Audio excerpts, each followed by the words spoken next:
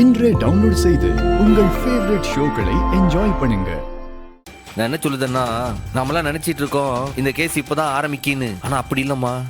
என்ன இது your honour? Your honour உங்களை அட்ரஸ் பண்ண கூட இவருக்கு தெரியல. அவரு பாட்டுக்கு ஜட்ஜ் அம்மா அது இதுன்னு பேசிட்டு இருக்காரு. என்னங்க அரசாங்க வக்கீல, என்ன சொல்லுதீங்க? நம்ம தமிழ்ல பெரியவங்கள ஐயாண்டும் மூத்தவங்கள அம்மான்னு சொல்றதான மரியாதை. இது தெரியாதா உங்களுக்கு? எனக்கு ஒன்னும் ஆட்சேபனை இல்ல மிஸ்டர் சண்முகம். You proceed.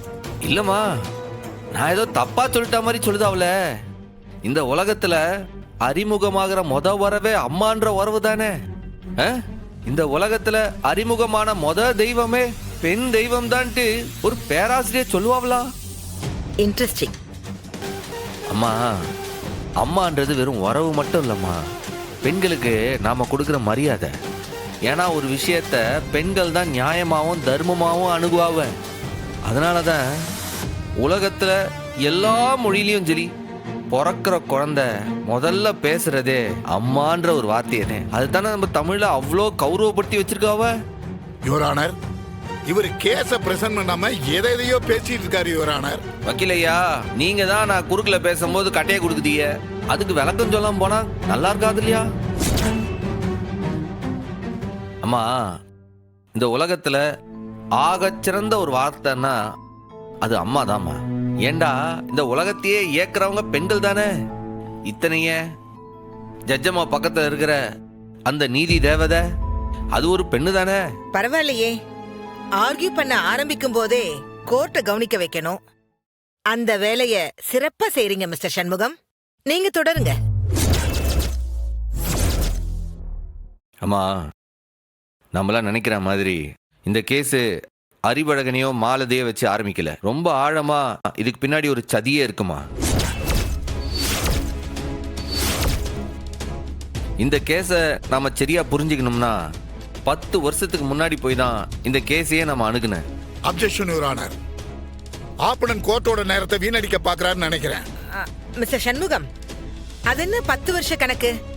இந்த கேஸுக்கு சம்பந்தம் இல்லாததெல்லாம் இங்க பேசக்கூடாது. ஐயோ, இந்த கேஸுக்கு இது ரொம்ப முக்கியமான சம்பந்தம் இருக்குமா.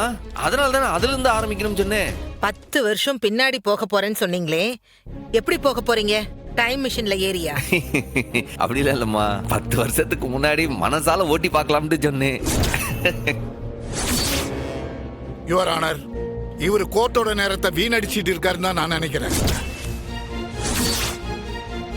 அதான் கனெக்டிவிட்டிய பின்னாடி சொல்றேன்னு சொல்லிருக்காரே, அவரை பேச விடுங்க. பிபி, நீங்க சொல்லுங்க சண்முகம். 10 வருஷத்துக்கு முன்னாடி திருச்செந்தூர் கோயில் தர்மகர்த்தாவா இருந்த திரு சவுந்தர பாண்டியனை முதல்ல விசாரிக்கணும்னு உங்ககிட்ட நான் கேட்டுக்கிட்டேம்மா.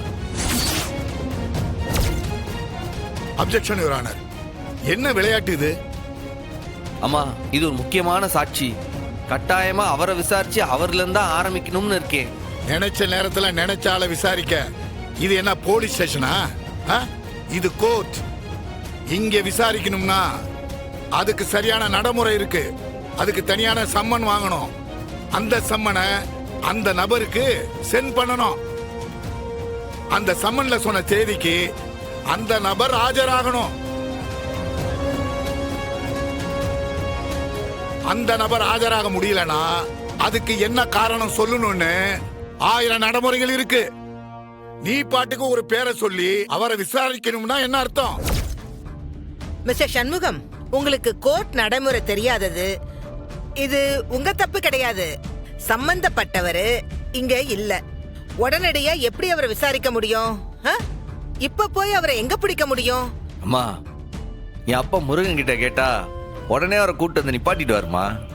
அந்த நம்பிக்கை எனக்கு இருக்கு. இல்ல, நீங்க சொல்றதெல்லாம் ஓகே தான். ஆனா முருகன் இப்படி நிஜ வாழ்க்கையில மிராக்கிள் எல்லாம் பண்ண முடியும்னு சொல்ல முடியாதப்பா. அத நீங்க புரிஞ்சுக்கோங்க சண்முகம். நீங்க என்ன வார்த்தை சொன்னீங்கன்னு எனக்கு தெரியலம்மா. ஆனா நான் கேட்டா கண்டிப்பா என் முருகன் என் கண்ணு முன்னாடி கொண்டு வந்து நிப்பாட்டுவான். நீங்க வேணா முருகா சொன்னோடனே கொண்டு வந்து நிப்பாட்டிதான் பாருங்க. என்ன ஒரு என்ட்ரி! அவருதே. வணக்கம். முதல்ல நான் சொல்றதெல்லாம் உண்மையை தவிர வேறொன்றும் இல்லைன்னு சத்தியம் பண்ணுங்க. முருகன் மேல சத்தியம் பண்ணுங்க. நான் சொல்லுவதெல்லாம் உண்மை. உண்மை தவிர எனக்கு பொய் பேசியெல்லாம் பழக்கம் கிடையாது. ஆ, உங்க பேர் என்னங்க ஐயா? எலே, உனக்கு தெரியாதா என் பேரு? இந்த இப்ப தவாலி 3 தடவை கூப்பிட்டாரா, சௌந்தரபாண்டி சௌந்தரபாண்டி சௌந்தரபாண்டின்னு. உன் காது என்ன டும் ஆயிடுச்சா? மிஸ்டர் சவுந்தரபாண்டியன், இது ரொம்ப தப்பு. அவர் இப்ப டிஃபென்ஸ் தரப்பு கவுன்சில். அவரை நீங்க மரியாதையா தான் பேசணும். கேட்ட கேள்விக்கு பதில் சொல்லித்தான் ஆகணும். புரிஞ்சுதா? ஊர் ஆனர். இந்த வெறும் என் வீட்டுக்காரியுடைய அண்ணன் மகன். நான் பார்க்க தெருவுல நுங்கு வித்துக்கிட்டு திரிஞ்ச பையன். மிஸ்டர் சவுந்தரபாண்டி, பர்சனல் லைஃப்ல 1000 இருக்கும். ஆனா இங்க அவரு கவுன்சில், நீங்க விட்னஸ். தயவு செஞ்சு கொஞ்சம் மரியாதையா பேசுங்க, இல்லனா கண்டெம்ட் ஆஃப் த கோர்ட் ஆயிடும். ஊரானர். சரிங்க, சொல்லுங்க கவுன்சிலர் ஐயா, என்ன கேட்டீங்க? உங்க பேர் என்னங்க ஐயா? என் பேரு சௌந்தரபாண்டியன். நான் செந்தூரோட எக்ஸ் பஞ்சாயத்து பிரசிடென்ட். செந்தூர் கோயிலோட எக்ஸ் தர்மகர்த்தா. போதுமா? அம்மா, இந்த கேஸுக்கான முக்கியமான அடித்தளமே இந்த அவரே சொல்லுதாவ. அவர்தான் முன்னாள் செந்தூர் கோயிலுடைய பஞ்சாயத்து பிரசிடென்ட். குற்றம் நடந்த நேரத்துல இவர் தான் கோயில் தர்மகர்த்தாவும் இருந்திருக்காவ. இப்போ ஐயா விசாரிட்டுங்களா? Okay, proceed. ஐயா, உங்களுக்கு இன்ஸ்பெக்டர் விருமனை தெரியுமா?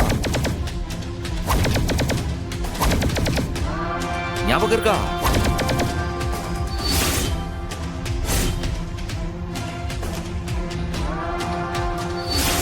ஐயா, உங்ககிட்ட தான் கேட்கேன். எக்ஸ் தர்மகர்த்தா இன்ஸ்பெக்டர் விருமன் ஞாபகம் இருக்கா? அது அது அது வந்து எனக்கு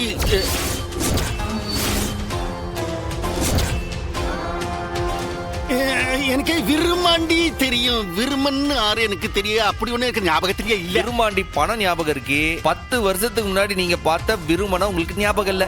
இது 10 வருஷத்துக்கு முன்னாடி வந்த நியூஸ் பேப்பர். இதுல விருமனை உங்களுக்கு நல்லா தெரியும்ட்டு நீங்களே பேட்டி கொடுத்திருக்கீங்க.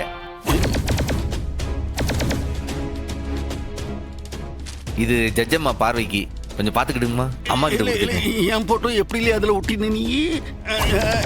நீங்க பேட்டியே கொடுத்திருக்கீங்களே மிஸ்டர் சவுந்தரபாண்டியன். சொல்லுங்க மிஸ்டர் சவுந்தரபாண்டியன், கவுன்சில் கேள்வி கேட்டாருல்ல, இவங்கள உங்களுக்கு ஞாபகம் இருக்கா இல்லையான்னு? அது வந்து மேடம், அது வந்து அது ஜட்ஜமா, அது மேடம் 10 வருஷம் ஆயிடுச்சே மேடம். அதான் நான் இன்னும் கொஞ்சம் தடுமாறிட்டேன் நான். அது எனக்கு எனக்கு இப்ப ஞாபகம் வந்துருச்சு மேடம்.